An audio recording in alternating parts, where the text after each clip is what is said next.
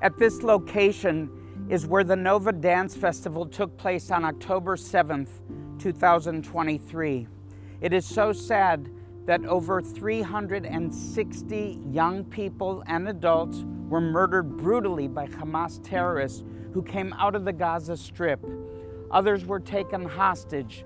Many families are grieving their loved ones whose lives were lost. So we need to continue to pray for those families who have lost their children, their sons, their daughters, brothers, sisters, and cousins.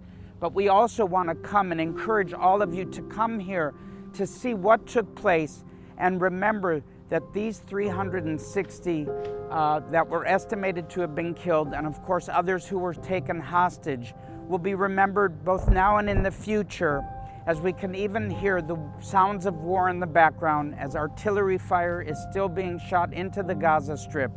Let us also remember that there were many more young people, well over 1,000 that were here, who did escape. Many others were wounded. So let us continue to pray for the nation of Israel and the people of Israel as they are in this time of grief.